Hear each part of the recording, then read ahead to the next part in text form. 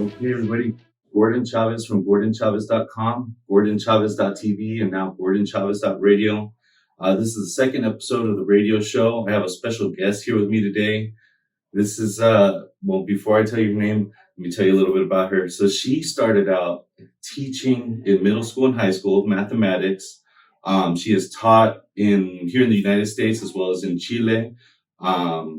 She's taught in private schools and public schools and I believe charter schools as well.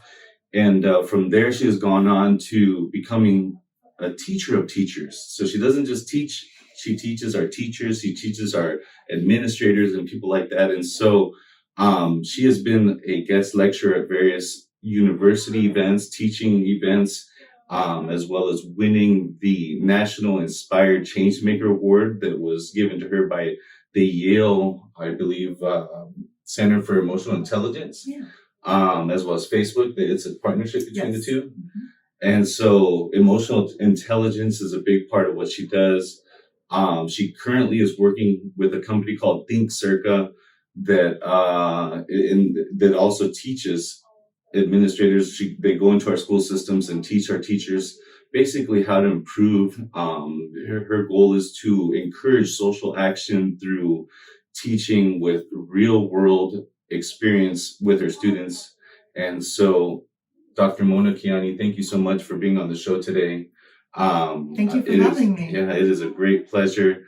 So let's get into kind of what we're going to talk about.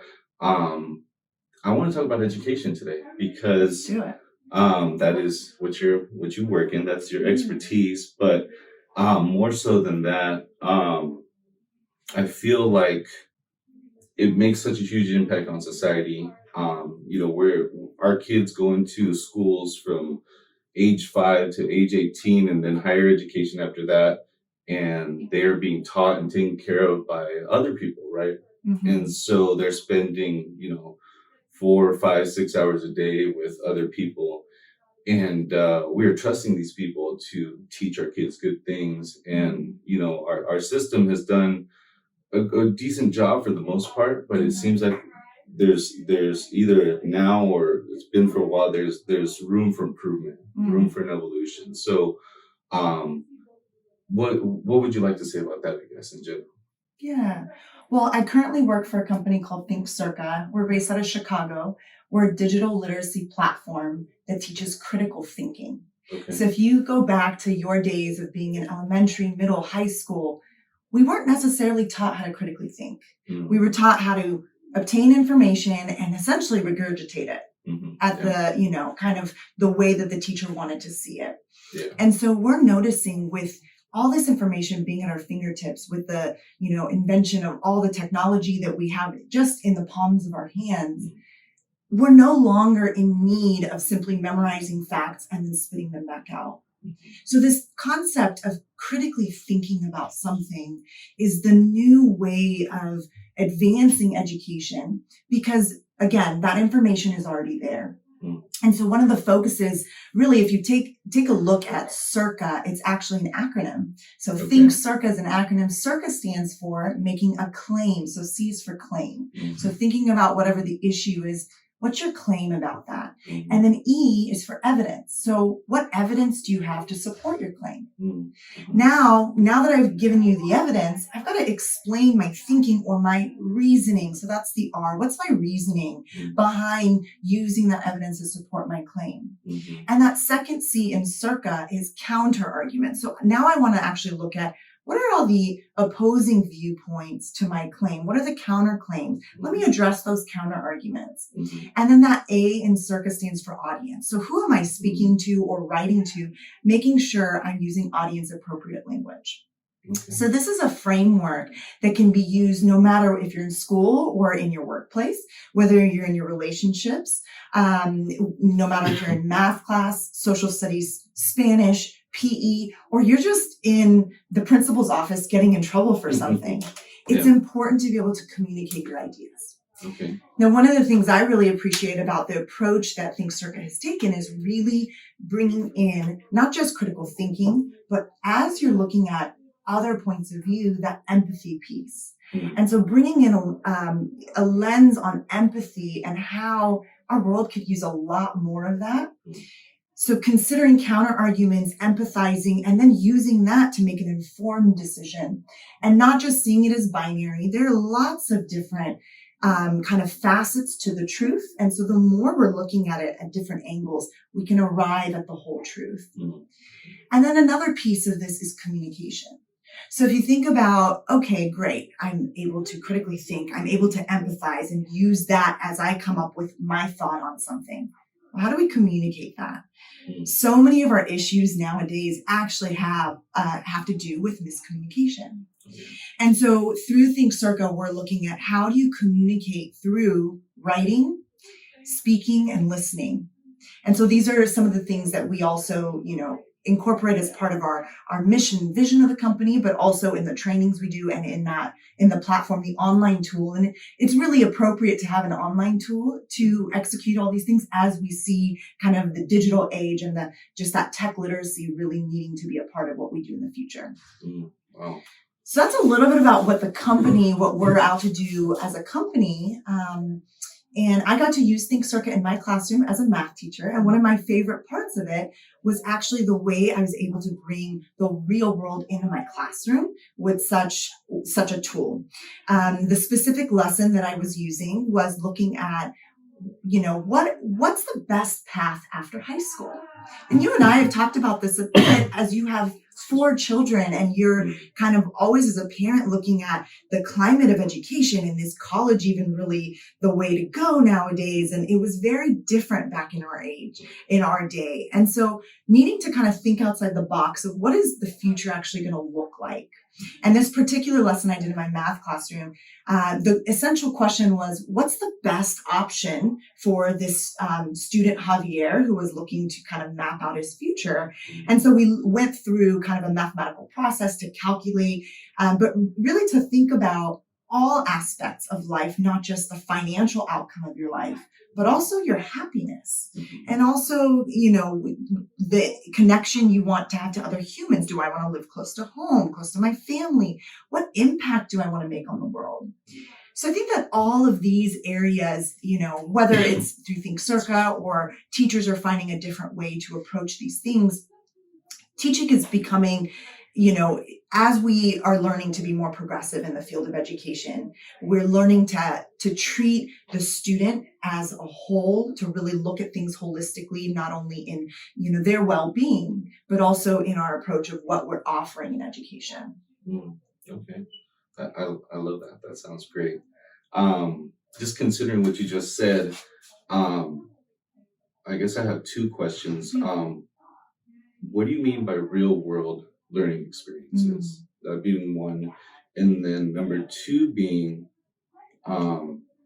does this apply to all ages? Is this something, because it's pretty advanced stuff. I mean, critically thinking about something and then thinking about what the counter is going to be to what you're thinking and considering who your audience is. I mean, this is some complex stuff. I mean, is this, elementary, middle, high, for example? So please. Such a great question. Yeah, we actually work with grades 3 through 12 and higher education throughout the United States and actually a little bit even in China.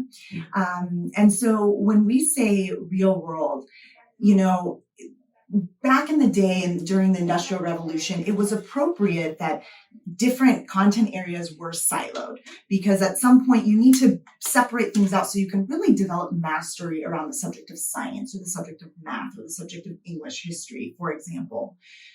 But in our daily lives, we're reading about things that are, relevant to the world with a historical context. There are statistics, so it's bringing in mathematics. There are scientific discoveries that are informing it. And so in the real world, we don't actually separate things. It all merges together. Yeah. And in schools, we're artificially breaking them apart so that we can really master a subject. So there's a benefit to having expertise in a particular subject. But the way that education is kind of adapting to the real world is understanding actually these lines blur. And separating things out by grade level also is a little artificial. And so understanding that a framework such as this, you can continue to master over the years and into your adult life. And so, as a teacher, I looked at a few things, and ThinkCERCA, definitely the lessons that are curated are very real world. They're very much, we're constantly developing new lessons based on current events in society and including historical events. As a teacher, I specifically was using the approach of how can I use mathematics as a tool to better understand the world? So I'm not going to just learn probability for the sake of learning probability because it's on the standardized test, although that is based on the way society has kind of deemed what's important. It is important. It is a high stakes exam. So like it or not, that does determine, our acceptance rate into college. And then in the future, the type of job we get because of that. And so all of that's linked. And so not to kind of diminish the importance of that. Mm-hmm. But also, I'll give you a specific example. When I was teaching as a high school math teacher, when I was teaching the concept of probability, if you think back to probability, what are the chances you're going to X, Y, or Z? And so most of us were taught in kind of a way, for example, what are the chances you're going to pick out a red jelly bean out of the jar? And tell me, have you ever looked at a jar of jelly beans and really considered to yourself, what are the chances? What is the probability that I'm going to pick out a red jelly bean? Did that ever cross your mind when you were, reaching into a jar? Unless they're the weird tasting ones. Probably not. And unless you're picking up the burnt flavored Jelly Belly, weird one.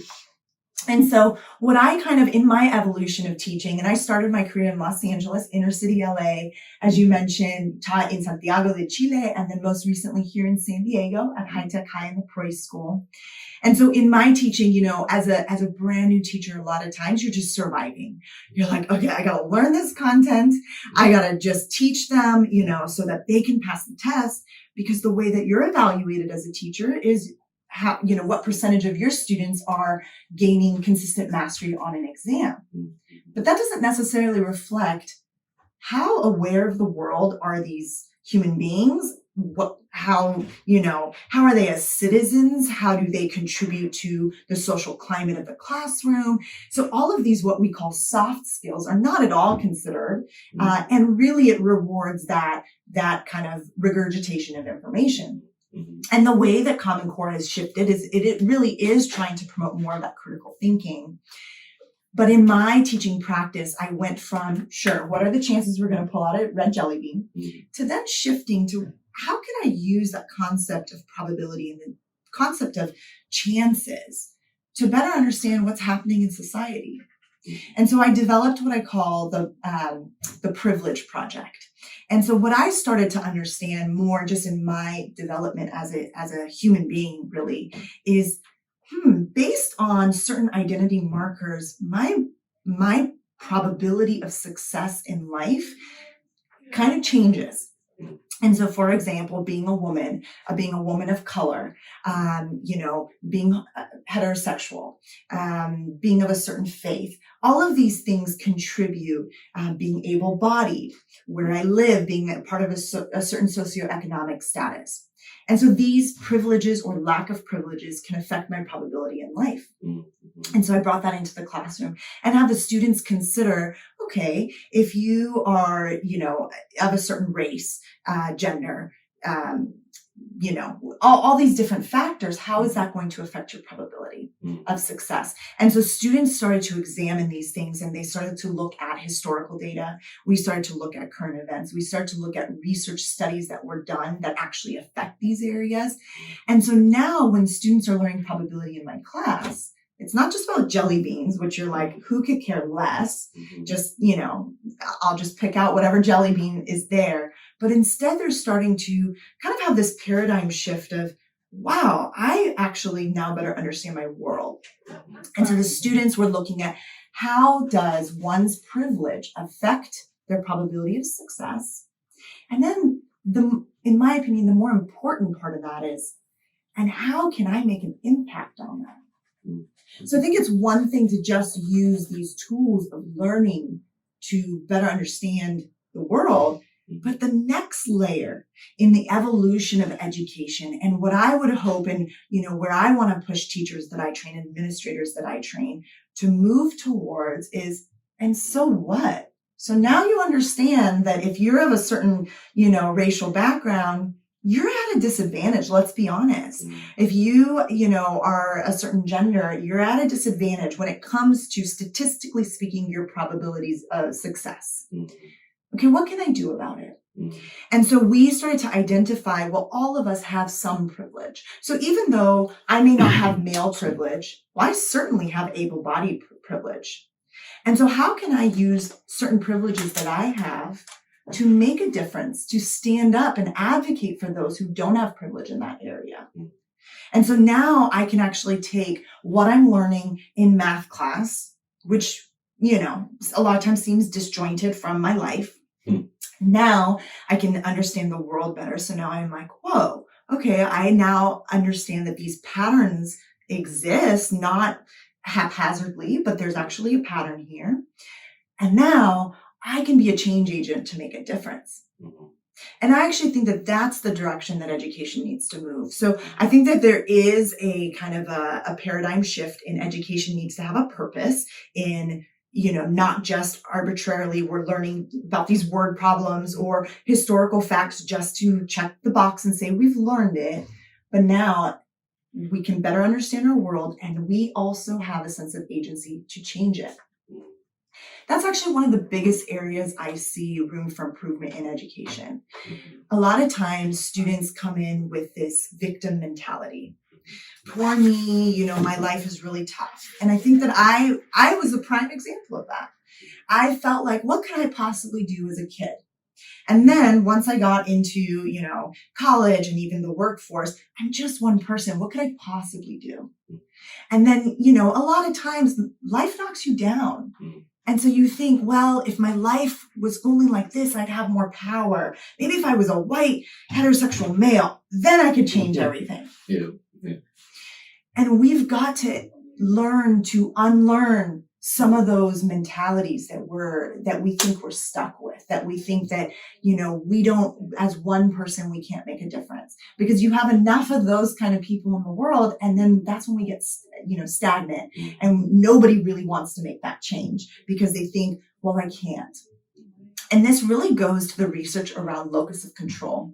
So your locus of control can either be internal or external. Do I think the world around me makes a difference, kind of impacts and affects what happens in my life? Or is it an internal locus of control, which is I actually affect what happens in my life and have an impact externally to others? Now, what the research actually shows is that if you come from a low socioeconomic status background, the chances are going to be that you have what's called an external locus of control.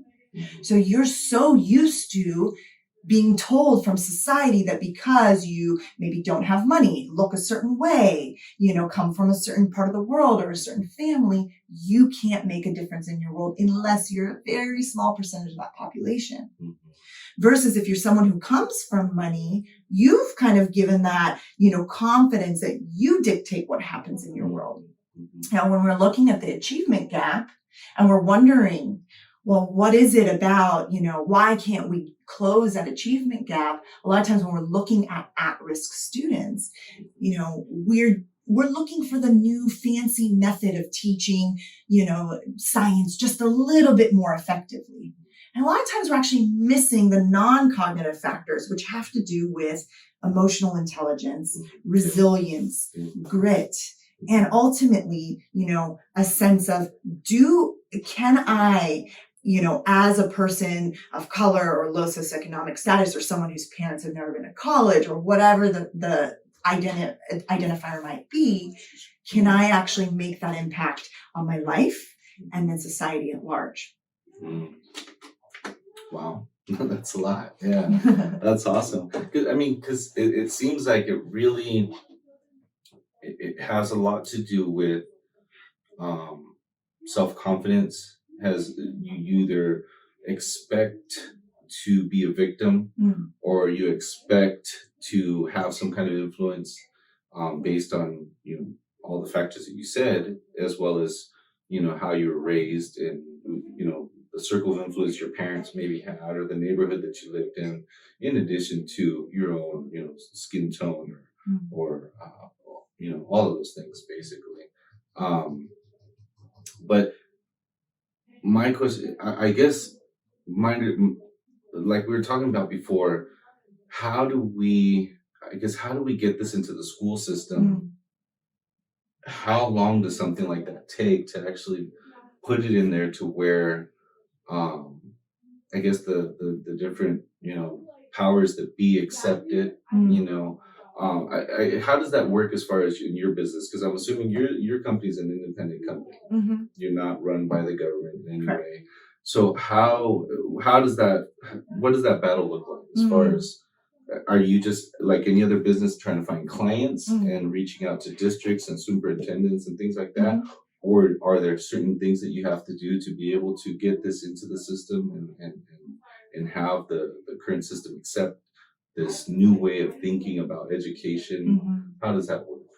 Yeah, these are really great questions. So we do contract with specific schools and districts. And I think one of the powers is that when you are working with a school or a district, leadership, really is looking for how can I make a measurable impact? And so ultimately what it takes for there to be a measurable impact is a unified vision. Without unity, Because how do you test for this stuff, right? Is there a way to test and say these are the actual metrics of the impact of this new it's actually making on the children? Yeah, and so at ThinkCERCA, we actually do where we can internally, but then also externally, third-party studies have been done on the results of what we're doing to actually see that when you use our program with fidelity, then we have a measurable impact that's greater than any other ed tech product that's out there, but you're specifically getting 2 years on average, an average of 2 years of growth on the state exams in reading and writing. And so data can be collected when it comes to something around reading and writing if the implementation, and so this is really what, when we're looking at a school system, it takes a unity in vision, because if the implementation is just in a couple classes here or there, and that was something I struggled with as a teacher. I was willing to have isolated amazingness in my classroom, but there wasn't necessarily this consistency across the board and this, overarching unity. And so I find that just that word unity has been so powerful, obviously, not just in a classroom, a school level, a district level, but really we can see in a community, a family, and the world at large. And so that's one of the things that we work to do is help being that consultant and that collaborator with the district to help them kind of see how do we actually connect all those dots, bring everybody together, kind of get around a common vision. Everybody wants their students to be successful. And ultimately, why do we want our students to be successful? We want them to make an impact on the world, to actually create a better world for our future. And not just kind of continue the way that we're going, because ultimately we're going to fall apart at this rate, and the trajectory that we're going. And so we work at that around specifically reading, writing, critical thinking, speaking, and listening. But I wanted to touch back on emotional intelligence that you were talking about. Please. So I actually did research for part of my doctorate on emotional intelligence, and my work was centered around supporting at-risk students with emotional intelligence. Through my research, I found out that actually the majority of teacher education programs around the United States don't at all incorporate any emotional intelligence.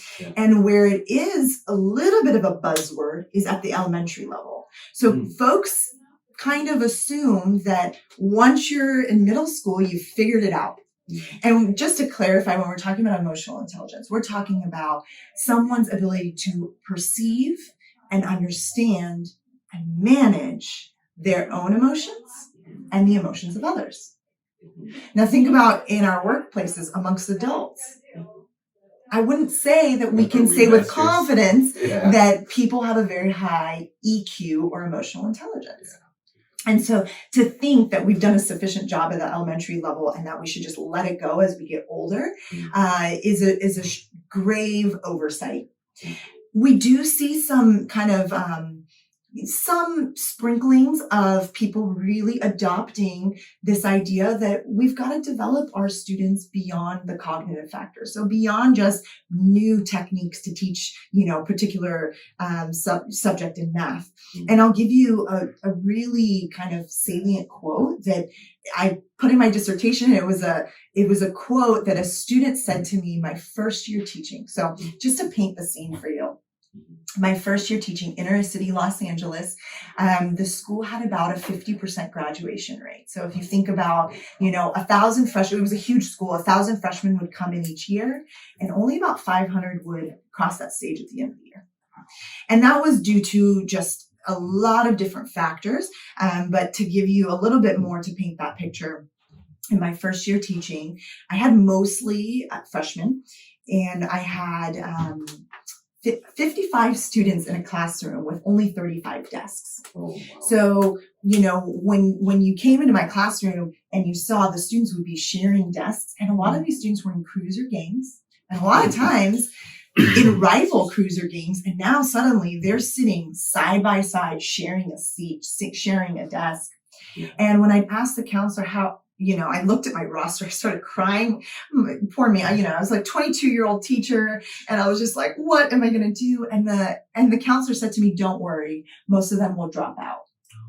And so when we're going in already setting the stage for that kind of attrition rate and really setting our students up for failure, because that's what we think of them. Obviously didn't turn out so well. We had 3 lockdowns in the first 3 months of me teaching. There were 2 stabbings and a shooting, and one of my students got stabbed in the head. I also had 8 of my students get pregnant. And as I mentioned to you, most of my students were freshmen. And they would say to me, Miss, you're getting so old. You better hurry and have kids. And so that was just very kind of ingrained there. Wow. Yeah. And so, just to kind of give you an idea of that climate, one of my students in my first year teaching, she came into the class and she said, Miss, how do you expect me to care about the Pythagorean theorem when I almost got raped on my way to school? So what am I supposed to do with that as a teacher? I mean, you win. Yeah. You shouldn't care. Yeah. You've got bigger problems. Throw the math book in the trash. Right. Let's figure this other thing out. Right. And so what I decided, that really inspired my journey into educational leadership, which is, the field that I'm really passionate about now, is there's something we're missing in education. We've really we're really focused on mastering the cognitive piece of it, but there's that non-cognitive piece that's really critical. And if we don't get that piece right, we're going to continue to lose students and just, and I would say not even students, but really if you look at the state of the world, the number of people who might identify with suffering from anxiety, depression, loneliness, these are all words that are so, just pervasive in our society these days. So I'd say this extends far beyond the classroom, but in the classroom, we have the ability to make that difference, at such a large scale. They say that it's, easier to build or raise strong boys than to repair broken men. Yeah.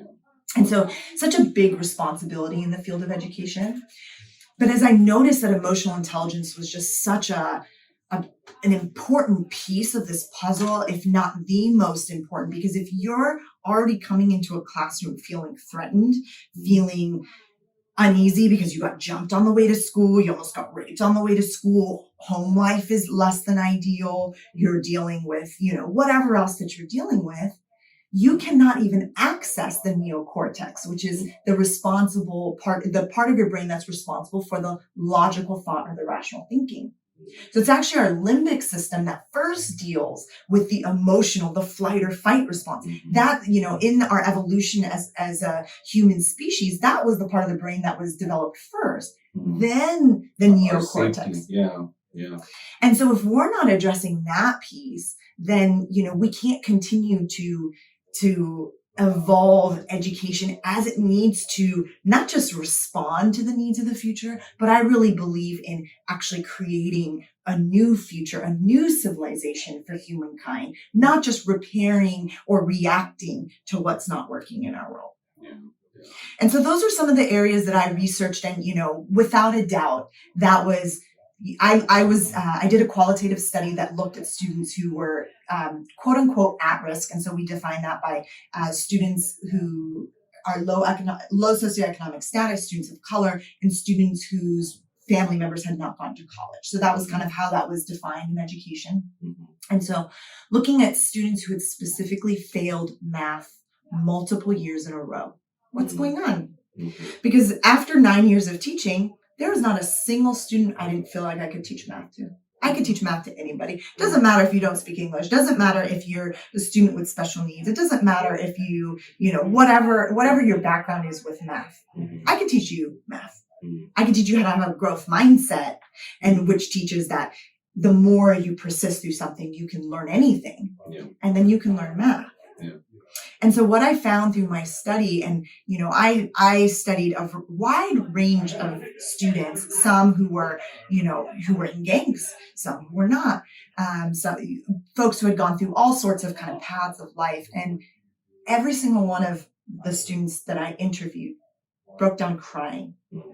And that showed me that this was something really deep rooted. It was something that, in their earliest years of education, actually, I was just reviewing my study, and all of the participants in the study, up to about grade 4 or 5, they loved math. Mm-hmm. And then something happened around grade 5 where they started to create an identity about themselves that they're not good at this. And then that persisted through life. And so they started to lose confidence. They started to lose trust in their ability to do something. They also started to lose trust in the person who was trying to teach them that concept. And so what these students had told me was that it actually had to do more with the lack of connection to the other human being than it had anything to do with the subject. That they felt threatened by the environment, and they were hoping and almost crying inside for that new math teacher at the beginning of each year. Please help me regain confidence that this is something that I can even accomplish. Mm-hmm. And so that taps into something beyond math class. Yeah. It's actually just this desire for connection, this desire for love, acceptance. Mm-hmm. And to be able to be vulnerable and still be accepted for that vulnerability. Mm-hmm. And these are some of the aspects of education that we are addressing. Some schools are addressing through meditation. How can you lower your cortisol levels, your anxiety, so that you can, if you can bring those cortisol levels down, you can then start to access your neocortex, your thinking brain. Mm-hmm. Some are doing it through yoga. Yeah. Just other sorts of kind of counseling practices, group discussions, having a safe space to talk about these things. So there are kind of small pockets, but we have a very long way to go in terms of revolutionizing the system of education, because by and far, this is not a common practice. They're really kind of isolated. And there are some charter schools that this is a core piece of what they do. But in terms of kind of the public education system, it's still lacking big time. Yeah. And, most of our kids are in public school in some way, shape, or form. I have a question that I wasn't necessarily planning to ask, but do you, in your experience, do you feel like you got, even especially in the LA schools, do you feel like you got enough support from the parents? Do you feel like it was almost like maybe you as the teacher and the parents as the parents maybe weren't on the same page, or maybe had different expectations or goals or whatever the case? And what role did that play? I think ultimately it really depended on the parent. It's hard to kind of make a general statement. Sure, there were definitely cases of parents who didn't really understand. For example, with the privilege project I mentioned to you, where I did several different projects. Another one was around being an entrepreneur and teaching my students how to use math and how to create your own business and things like that. I had my students write in class, do public speaking in my class. And I did have some parents who'd say, can you just stick to the numbers? Don't bring in the real world. Don't make my kid think too much about these social ills of society. Just stick to the numbers. So I think that, sure, there was some resistance there. But I think generally parents were supportive when they saw a teacher who really cared about their child, when they saw that I was personally committed and invested in their success, not only to get good scores and to get into college, but also to just evolve their thinking about the world, about their identity, how they fit into it. And so we have a ways to go as well in involving the parent community, in looking at them as partners, and really collaborating there. And one of the difficulties there is parent to parent, you have vastly different kind of backgrounds and expectations. Also, culture plays a big role. So in certain cultures, parents are very much just respect the teacher, whatever the teacher says is law. And then there are other cultures where, I'm going to fight for my child's rights, and I'm going to kind of look at the teacher as, they've got to question everything that they're doing. So it really, I would say, depended on the family, the culture, sometimes socioeconomic status would play a role in it. Also location in the world. So when I taught in Chile, I taught at a, kind of an elite private school, and a lot of the parents were diplomats, or they were kind of the highest socioeconomic status of the local Chilean population. And then at the charter schools that I taught at, here in San Diego, again, just a lottery system brought students from all over San Diego. So just a huge diversity. Nice. And so you talked a little bit about entrepreneurship. Yeah. And so in my opinion, and this is just my opinion, it seems like our schools traditionally kind of teach our kids to become employees of some sort, to go be a cog in this big machine. What do you think about implementing more education on the skills required to kind of be more independent and take that entrepreneurial route, or even a balance of the both? I'm not saying that we need to just change it all and go a totally different route, but just incorporating a little bit more of that I don't know if I'm explaining myself. Yeah. What do you think about that? Yeah, I think it's a great question, and I've evolved my thinking around this as a practitioner in the field of education.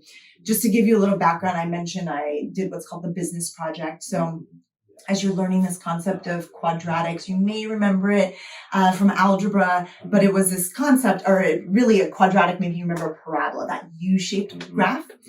Most of us forget if we don't, continue on to study math. Not using it, yeah.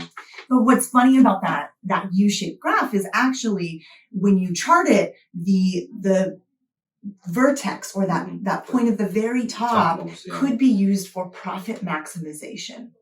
Okay. So when we're thinking about starting a business, you have a product, you have a service, and you obviously want to gain some profits out of it. And so I developed a project for my students who essentially they developed their own product or service. They went out into the world and had to collect data to see, would you buy it? How much would you pay for it? So they did the market research, seeing, was this something that people needed? How much would they pay for it? They learned all about linear regressions, quadratic regressions. So they learned all the mathematics, again, mathematics as a tool to better understand your world. And now what are you going to do with it? So that was kind of my path in education, and a path I think many educators could take if given that freedom in the school system and so on. And so essentially what the students did was they would then create a prototype of their product. They would put together a business portfolio to say, this is how much money I need to start my business. This is what, it would take. This would be my revenue. These would be my costs. This would be my profit. And using that vertex to find the optimum price to sell their product at. I then invited entrepreneurs and others just in the community in San Diego or wherever I was doing the project to come in and be a part of our pitch competition. And so those entrepreneurs would come in and judge. They would give, feedback because that's what they do for a living. I also had some venture capitalists who would serve on that panel. So they knew exactly, what it took. And these students would, rehearse and get up and present. And they had just, a very short pitch. And ultimately the judges made their decision on whose product was kind of going to survive the tough world out there. And I would raise money again from just different stakeholders in the community who were interested in supporting these students. And so it would have a pot of money, and the winners got the money to actually start their project, their business. So all of my students became little entrepreneurs. And I did it for students as young as 8th grade and then up through grade 12. And, over time I learned, okay, money is one piece of it, but now you also need mentorship. So my last iteration of the project was having the entrepreneur actually, I had some entrepreneurs who signed up to be mentors, so would mentor these students in the execution of the plan that they proposed and advise them throughout that. And so I really believe, that when students see that sense of agency, that I can be a leader. And it doesn't have to be in a traditional sense of like being up on a podium and giving a speech leader, but starting a company that I can make a difference. I saw just kind of light bulbs go off for students. There were students who were really checked out of math class, but now when they're seeing I can make money by learning math, it changes everything. And I would say the students who grow up in a low socioeconomic status are actually particularly business savvy, because sometimes they'd come with duffel bags with Cheetos, chamoy, and Coke. And was that you? That was, excuse me. And look at you now as an entrepreneur. So I'm not surprised, because they have that kind of ingrained in them as a kid of hustle and that survival and that, think outside the box. I got to make some money.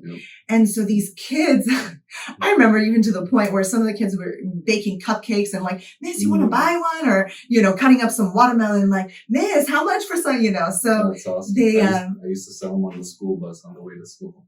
Exactly. And so how can we harness some of these things that might be looked at from the outside world as a deficit? Like, why are you hustling for money as a kid? How can I capitalize on that, harness that power, that beauty, that asset you have, and help you do it in a way that you can scale it, that you can actually change the trajectory of not just your life, but your family's life.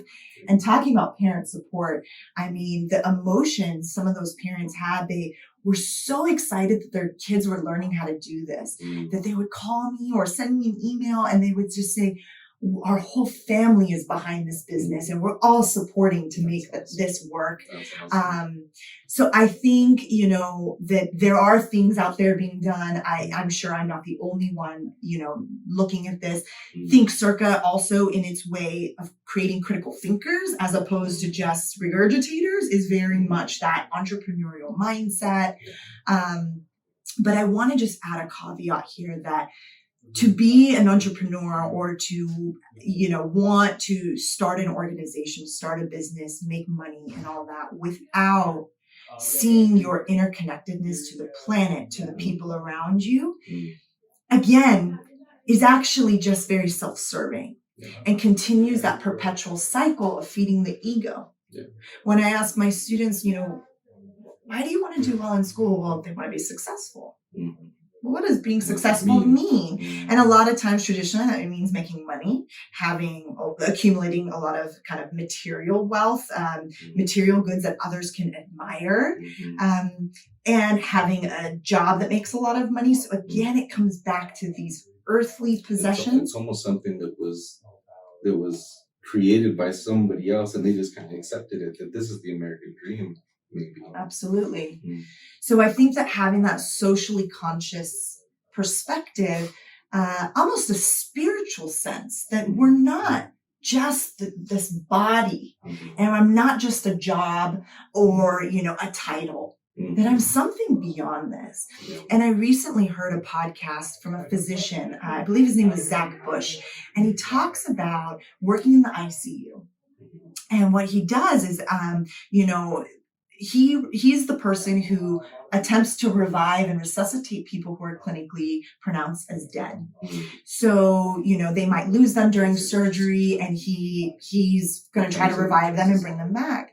And what he mentions on this podcast is that 100% of the people that he brings back to life after they've slipped into the other side, whatever that might be, 100% of the people say, "Why did you bring me back?"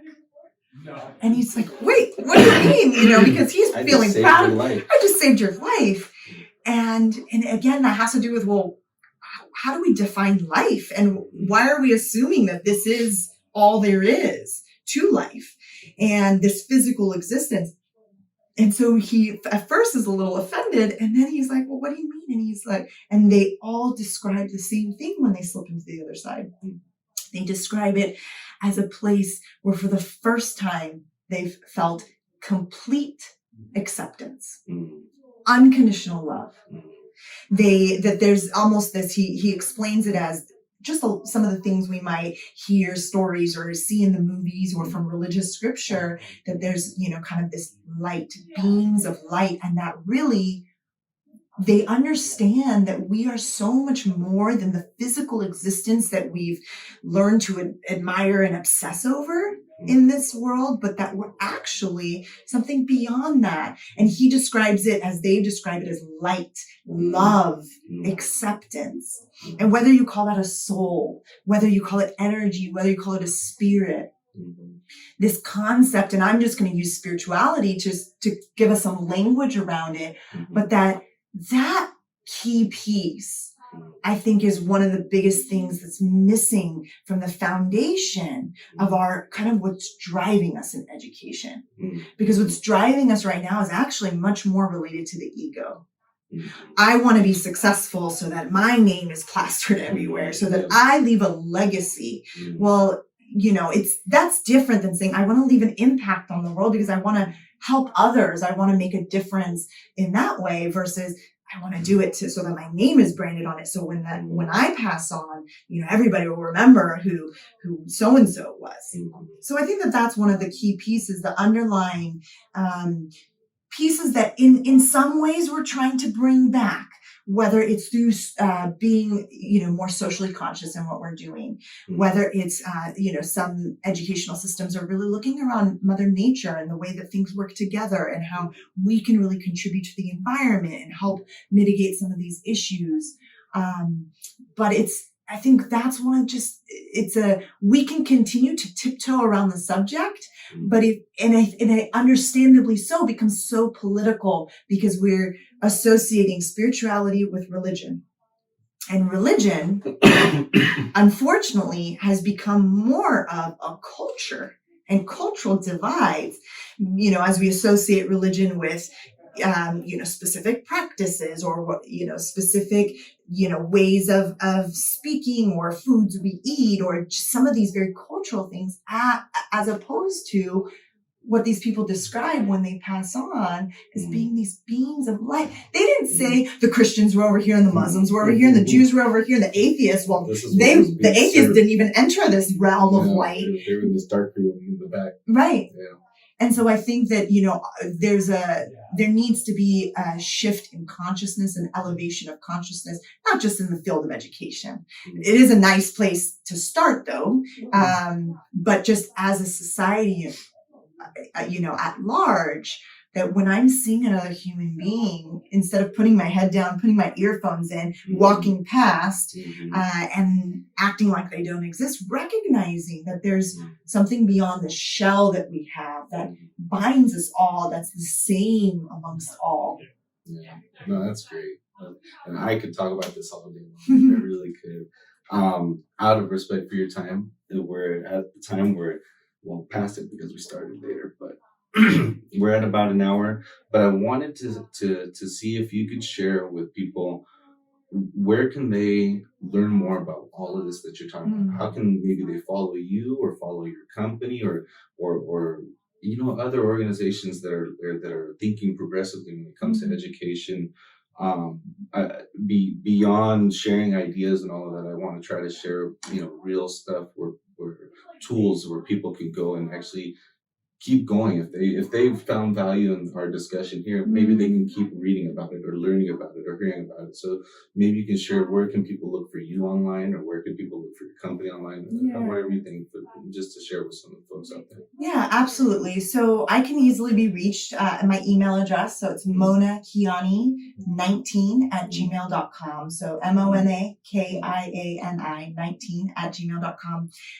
ThinkCERCA can be contacted through me, or just think the word think, THINK, and then CERCA is CERCA. So thinkcerca.com. And there are ways to contact us through there.